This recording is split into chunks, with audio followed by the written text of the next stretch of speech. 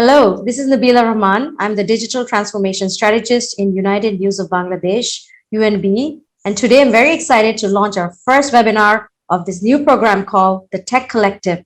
And the topic for today is NFT. NFTs or non-fungible tokens are a hot topic right now, but what are they really?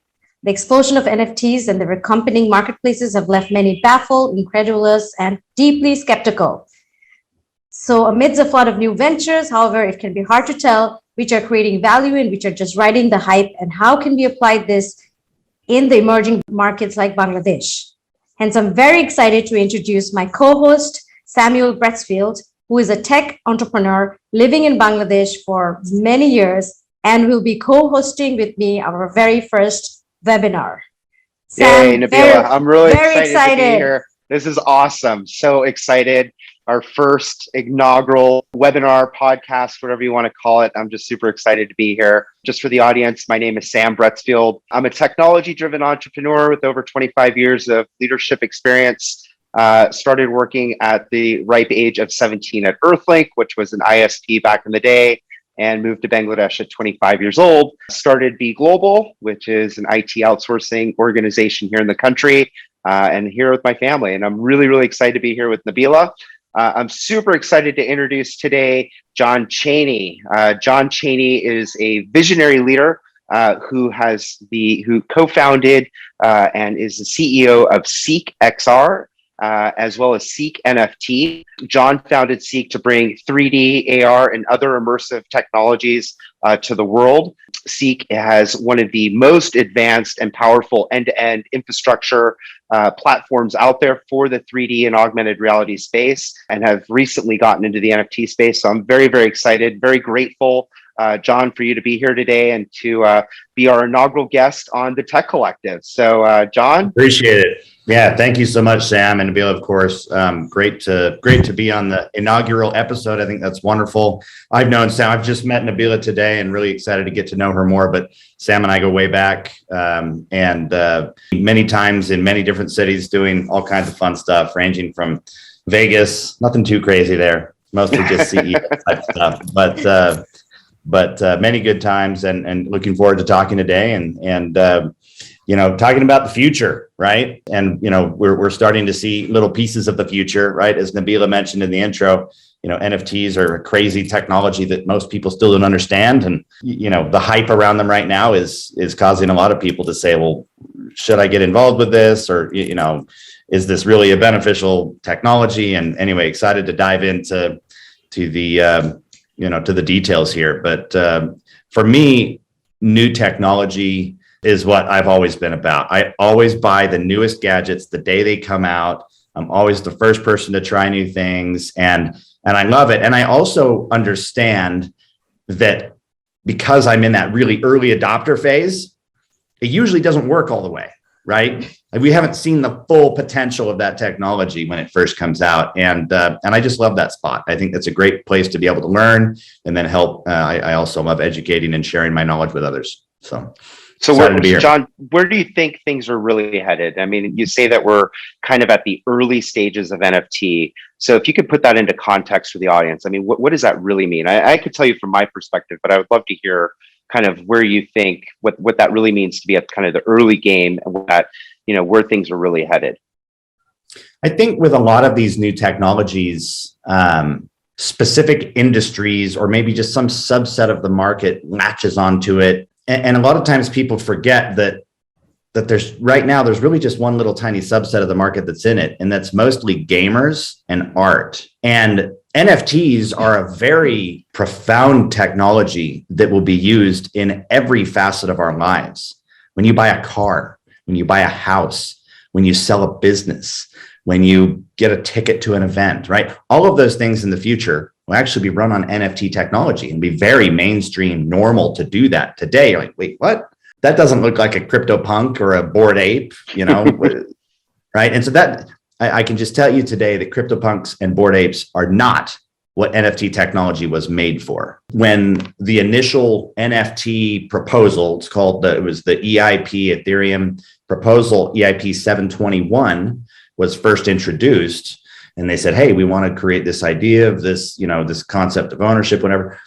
They weren't actually called NFTs. The original proposal called them deeds, right? And what is a deed? A deed is a document that represents ownership, typically of a house, or, I know there's titles for cars and there's different things, but a deed is typically just a document that represents something else.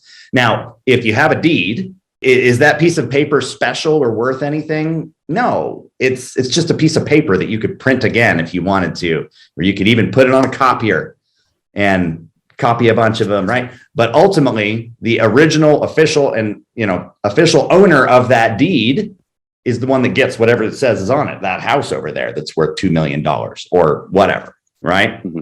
And so today you have all these people saying, I can just right click save this thing. And it's because the image itself is not actually the value. The value is in the token. The image is just a representation of, oh yeah, hey, this is the visual representation of this unique token. But if somebody tries to sell me a JPEG for $250,000 of a Bored Ape, I'm going to say, okay, well, are you the rightful owner of this? Show me the token. Show me the actual proof. So it's more than just right-clicking and saving then. Totally. Yeah. But then in the Christie's auction house, every day is the first 5,000 days sold for $69 million. That's crazy. Somebody paid almost $70 million for a picture, which is a JPEG, which you own, it's just crazy. So I just can't get my head out of it. Like, it's not even, it's digital. I agree. And when I first started learning about NFTs, I went through this same process, exactly where you are today. I was just like, what? No, I'm not paying that. There's no way. My first introduction actually to an NFT was CryptoKitties. I don't know if you remember those. It was about 6 years ago now. It was a while ago. And back then it was like, no way. And they weren't called NFTs at the time, but it was just this Ethereum chain powered trading game kind of. And you could make the cats and they would make more digital kitties. And it was just weird. And I was just like, no way. There's no way I'm touching this. And I didn't at the time, right? If I did, I probably would have made some money, but it was just too often. Now you have someone like Beeple selling this for $69 million. So that's how far we've come in just 5 or 6 years. And not to compare Beeple to, Leonardo da Vinci or whatever, right? But art is worth a lot, right? Status symbols are worth a lot, right? And Beeple became kind of a status symbol in and of himself, and then his art and all of these things, right? It really is just a mechanism that has brought out a new type of artist. So there is a small portion of the market, of the NFT market, that is actually legitimate art collectors. But most people in the world are not art collectors. Yeah, but you have to no, this is not real art. It is real art, but it's digital. Look at behind me. This is art, right? I can take a picture, make it a JPEG, and and sell it and make it an NFT. Like, that's how I'm thinking. Because that's digital. Yeah, this is real art I bought, right? So I own it. Right. So can I digitally, get take a picture, make it a JPEG, and sell it? Can I? Absolutely. But you can only do that if you have a community to sell it to. Yeah. And that is, if I can get one thing across to this discussion today, it's that the real value behind this art is the community. And how do you build this community? Yeah, nobody's going to show up and buy something. For example, we'll use me as an example. I'm a pianist, and I think I'm pretty good, right? I like my music. I have, 7,000 fans on Facebook. It's not a big community, but I can't just put an NFT of my music out there and think it will and hope it will sell. In fact, I have an NFT. Just to prove this, I put an NFT of my music up on OpenSea, right? And that's cool. How many people have bought it? 0. How many people bid on it? 0.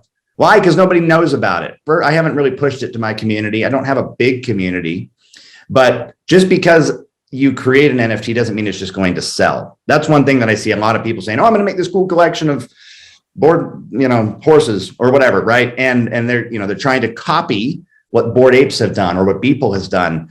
And it's so Bored Apes why is nobody buying this? Bored Apes today has, I think, a floor price of 80 Ethereum, right? So what is driving the craze in the market to push the prices of these JPEG images so high? I mean, I think when Bored Apes launched, it was probably less than 1 ETH, right? 1 Ethereum. And as we've seen over time, it is completely skyrocketed. What do you think is driving that kind of that air in the bubble, so to speak? Community. And Bored Apes specifically is a status symbol, right? The richest people in the world, all the movie stars and the singers and the rappers and the athletes and business owners are saying, hey, I can afford a $300,000 JPEG, so I'm going to do that, right? But again, the value is not in the JPEG. If you were to print out the Bored Ape, put it on a poster, and you might be able to sell it in Walmart, right?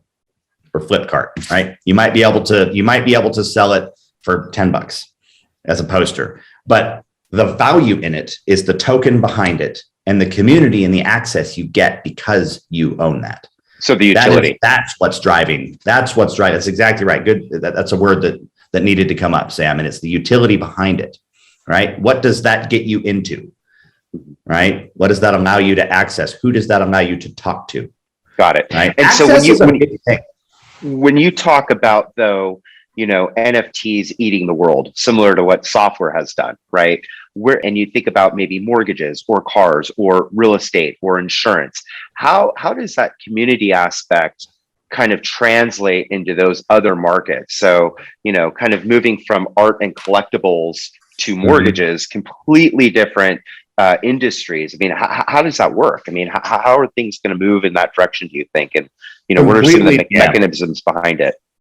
It's a completely different value proposition, right? It's the same thing. Let's back up a little bit and talk about what is an NFT, right? A non-fungible token. So what does non-fungible mean? It's a fancy word that confuses people. It just means unique. Do a parallel to that, or the opposite of that is fungible. An example of a fungible token would be an Ethereum token. You get 1 Ethereum or 1 Bitcoin, and I'll trade you, Sam, 1 Ethereum of yours for 1 of mine. And we don't care. It's the same thing. So it's a bunch of the same things that are out there. So the NFTs, cryptos, all of these things are working on the core technology, which is blockchain. And so the concept behind this deed or this NFT, this non-fungible token, is that there is only 1 of them, right?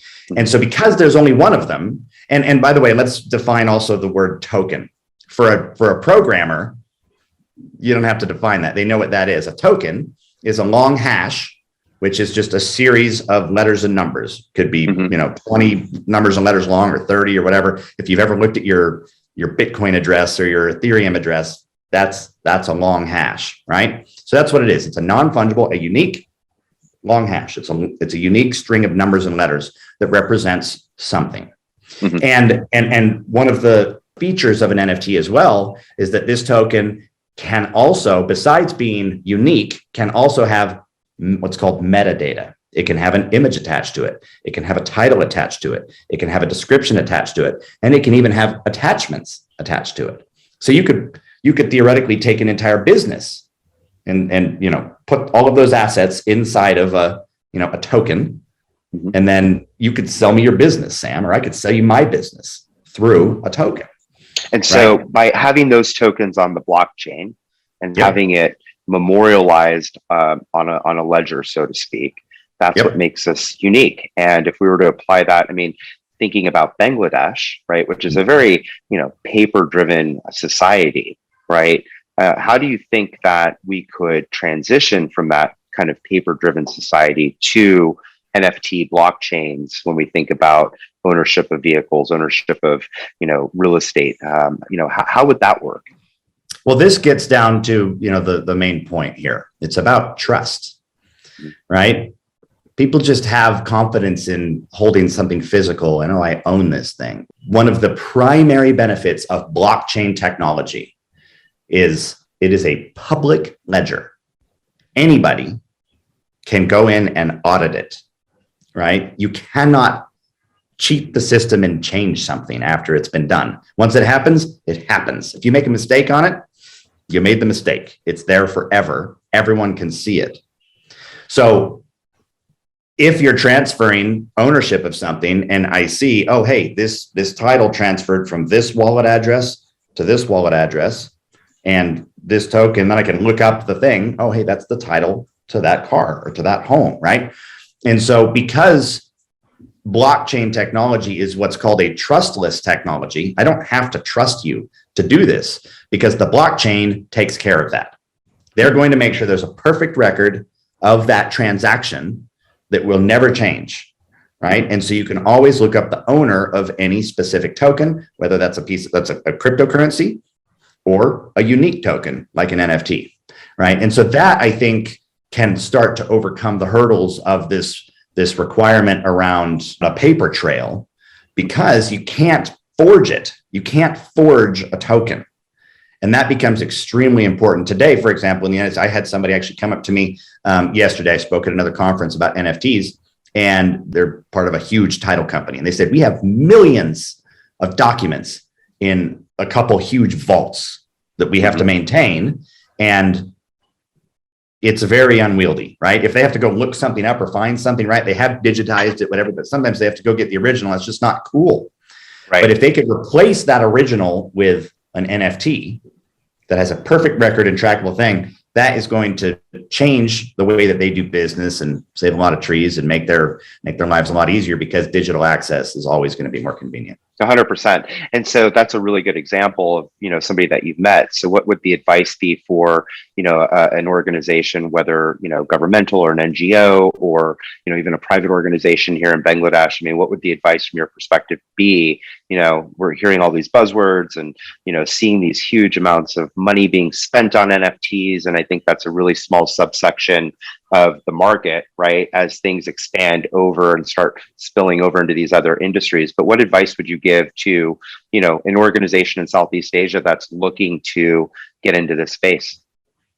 So I'm going to talk to two groups. Number one, I'm going to talk to the government for a second here. If anybody that works with the government or closely with the government, or maybe even in the government, you need to pass laws that allow NFTs to do this, right? Because right now there are laws that require you to have a physical title and keep that, in a vault somewhere. Absolutely. And until that law has been adjusted to say, hey, you can use paper or you can use an NFT technology on this chain and this chain and this chain. You can approve whatever, right? Make sure it's got to be a secure, good chain and it meets the right requirements, but learn about it, dig in, figure out what makes sense, and pass laws that allow business to transact on the blockchain. Because until that's there, the private side can't really do it. Now, at the same time, the way innovation happens and change happens is typically you have both things going at once. You've got the government that's thinking about, all right, what's going to happen here? But then it has to have a push from somebody, some entrepreneur out there that says, I'm going to create the best digital title NFT business ever, right? And this is going to be going to be way cheaper. So we're going to be able to do it at a tenth the cost because we don't have all these, manual things. Anyway, bottom line is, for businesses out there, we could spend a lot of time, figuring out for each type of business. I talked to a snowboard making business yesterday, and it gave them 10 ideas on how they can use NFTs inside of their business. And there's a lot of ways to do that. And for that one, it was probably more along the side of collectibles and engaging community and things like that. But start to build the systems, right? For example, back to the title company idea, start to build the systems, whiteboard out the process, figure it out. Talk to people in the business, ask other people, ask your, prospective, or your customers, right? Who are buying a house. Hey, would you be okay in the future if we did this digitally? And here would be the technology. Here's how we track it. Oh yeah, that'd be great, right? Talk to your partners. Hey, we do that. building a business is all about coming up with an idea, validating it for as cheap as humanly possible without going and raising $100 million and wasting it all before you figure out that it doesn't work. Talk to your customers, figure it out, build processes, and then push the regulatory side of things to make sure that this is going to work, and then go nuts, change the world. Yeah. Thank you. Very good advice. So I just want to say, I mean, even in the West, where you guys are already very advanced, I see gaming and art as the collectibles for NFTs. I mean, even the property, I mean, I have not read up on it as much. Music is coming, restaurants, Nike, they're trying to do different things and engaging the community, the NBA basketball, you know, buying the NBAs, and, you know, it's all very nascent, very new, right?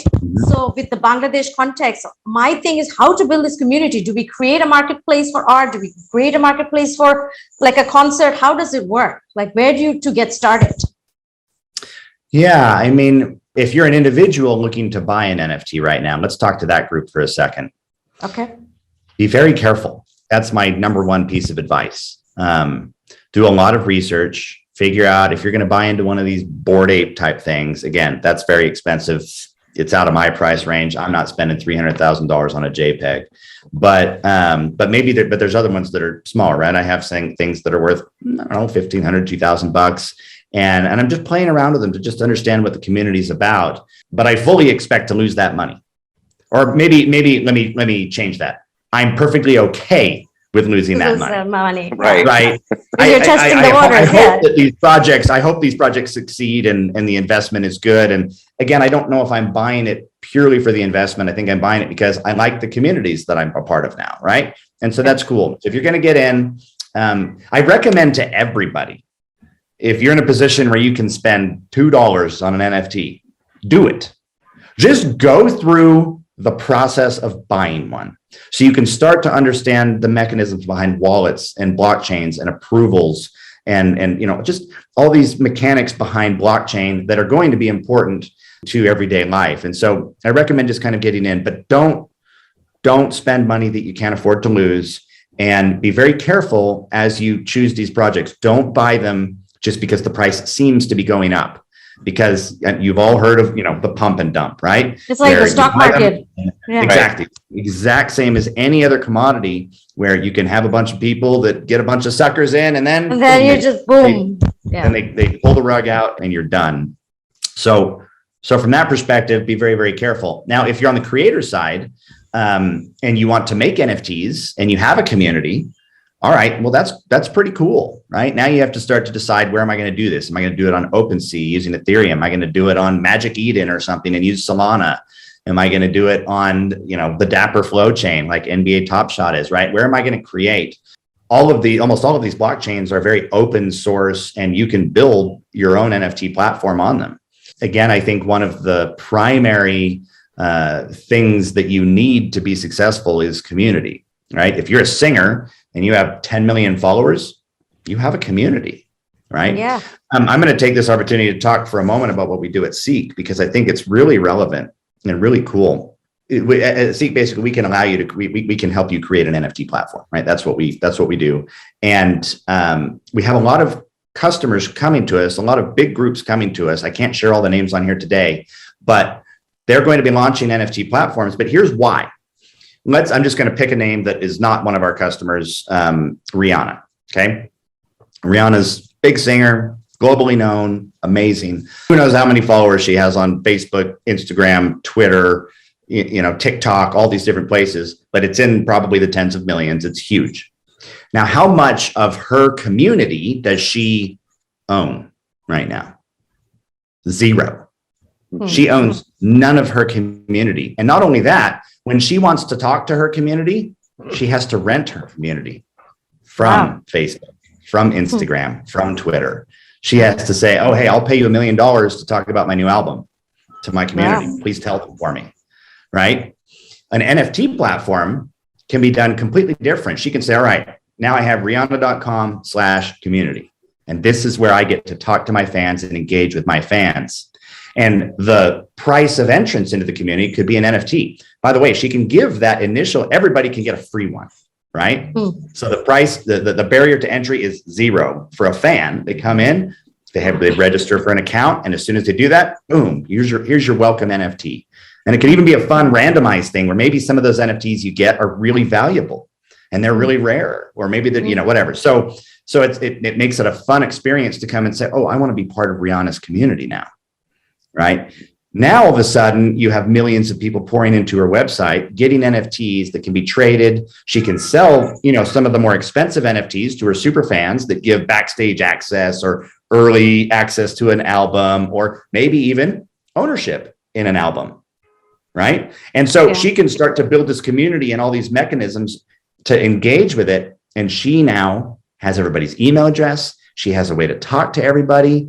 And she doesn't have to rent her community from somebody else. She's starting to own it. And has decentralized the entire thing, right? Exactly. That was the word that was coming out. Yeah. She's decentralized everything. Now we're not going and paying big tech giants. I go in and I say, hey, I want to support Rihanna. And so when I buy her NFT, I know that money goes directly to her. And that's a very new concept, and it terrifies record labels and these centralized platforms, because all of a sudden this is a mechanism. And by the way, NFTs aren't the only way to do this, but I think they're a really cool, verifiable way to do this that also creates a market economy and allows for shared ownership in the community with the community. I just wanted to say, just to understand for the Bangladesh context, when you say buying Rihanna's NFT, what does that mean?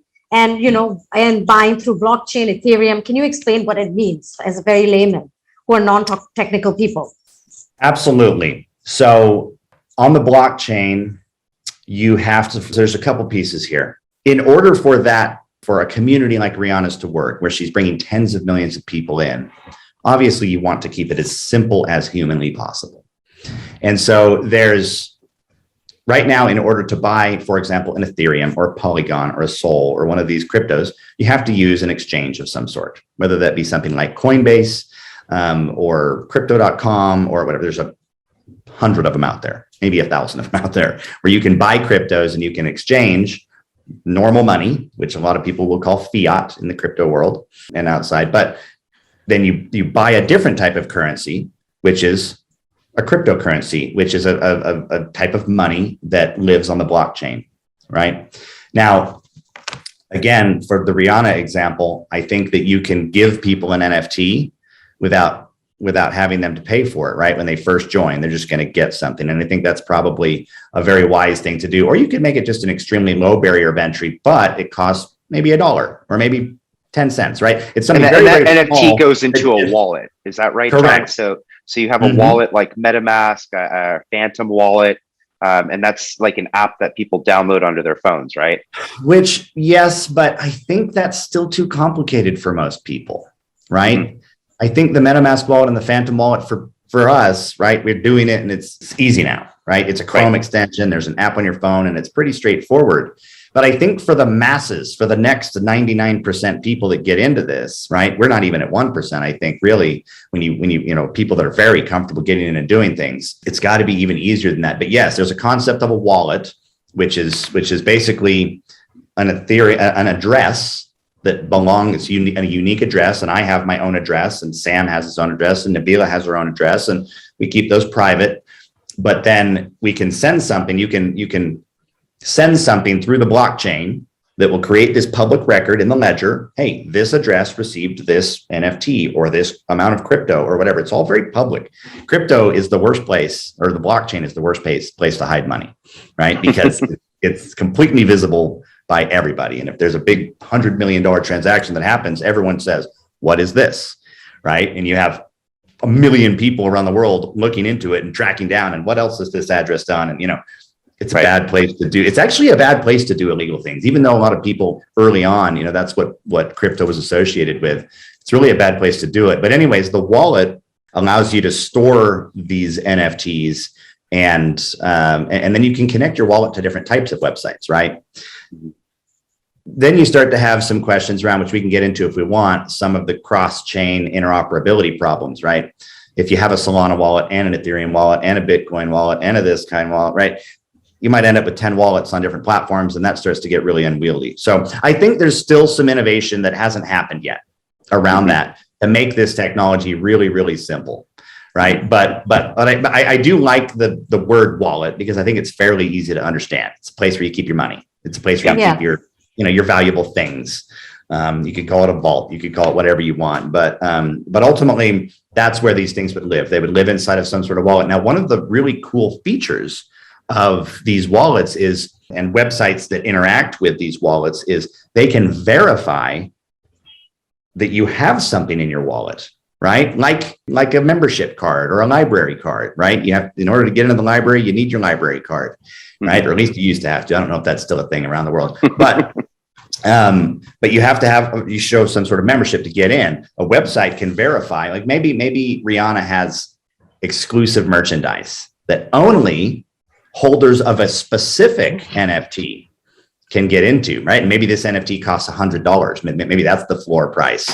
But if you get in, you can buy really cool stuff. And there's only 1,000 of them out there, 1,000 of these NFTs. And so this becomes an exclusive like super club.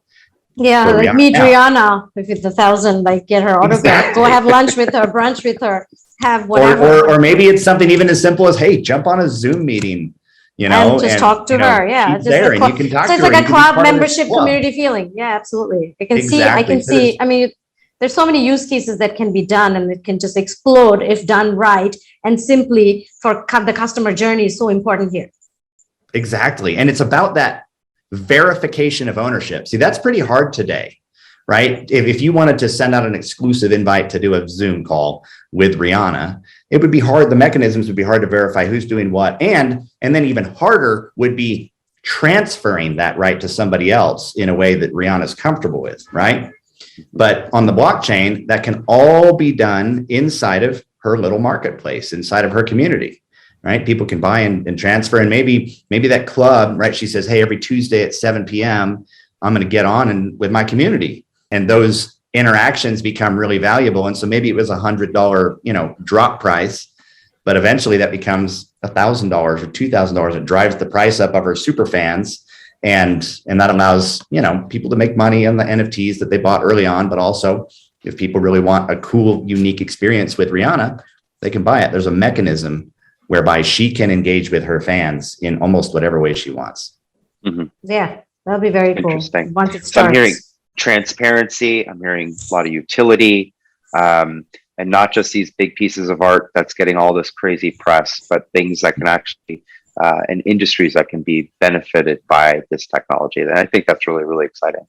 Yeah, verifiable ownership and perfectly trackable transfer of ownership. Right. Those two elements as well, on top of the things that you just talked about, are why this technology is really, really cool. And talk to us a little bit about, you mentioned that there's all these different blockchains, there's interoperability issues, cross-chain issues. So what are some of the biggest ones out there? I know I've heard of Ethereum.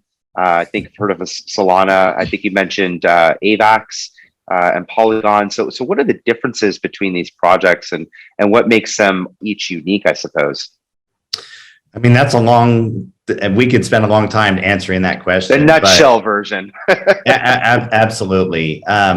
So Ethereum obviously is a big one that's been around for a long time, but it's struggling right now because of network congestion. So what happens with Ethereum is, and many blockchains, is you'll have a ton of transactions, right, that are happening just every millisecond. There's 100 of them happening, and they'll get grouped into a block, is what they're called. And then that block, is proposed to go to the chain, right? It's just a proposal. It doesn't happen yet until a bunch of computers and decentralized authorities, right? It's just computers running a bunch of algorithms and completing math problems, essentially. But all they're doing is verifying that this is right. And when you have tons of different sources from they're anonymized and they're decentralized, saying, yep, we agree with this, we agree with this, we agree with this, we agree with this. Once you have at least 6 nodes on Ethereum that say yes, then that transaction is solidified and it's a new part of the blockchain that you can then, go and inspect and look at, and anybody can see. Now it's verified, it's done, it's ready to go. The problem is when you have way too many of those transactions coming, there's real computer power and hash power and things out there that have to verify that. And so it's a simple supply and demand issue, right? The way that it's set up, there's only so many calculations that can happen at any given moment. And therefore, if there's more people that want it and there's a limited quantity, the price is going to go up. So today, if you were to go onto a platform like OpenSea, right? And try to buy something on there, that runs on the Ethereum blockchain. As soon as let's say you want to buy a $10 NFT, like, I want to go try, I want to listen to Jon and go buy something. So you click on it, it's $10. I'm like, oh, this is cool. I'm going to buy this. I like this piece of art. I don't know if it's going to be worth something, but I like it. So I'm going to buy it. You click, hey, run the transaction. That's great. And all of a sudden it comes up and it says, this is going to be $150 fee to just buy this. Wow. And that fee is called a gas fee. And that's essentially you paying the network the right to use their computing power to register this transaction on the blockchain. So obviously that doesn't work. If you're going to buy something that's $10,000 and there's a $150 fee, okay, maybe. But most people aren't doing that. Most people want to buy a $2 thing or a $3 thing or a $10 thing, right? And so the network is congested. Now, without going into the architecture behind why that really matters in Ethereum, bottom line is there are some significant upgrades that need to happen with scalability around Ethereum. And there are a lot of things happening. Supposedly Ethereum 2.0 will reduce this stress load by about 1,000x, which is make a big difference. Right now, it's going to be 15 cents to do that same transaction. Okay, I can afford that. I'm willing to pay that. Right. Sure. Now, there's that's of course, a proof of ownership. There's proof of stake. There's different types of blockchains that are out there. Solana is one that's a proof of stake, and it operates a little bit differently. And again, without getting into the details of why that matters, a Solana transaction costs half a penny, right? And so that makes it a very attractive thing. Now, there are some key differences between the governance of Ethereum and Solana.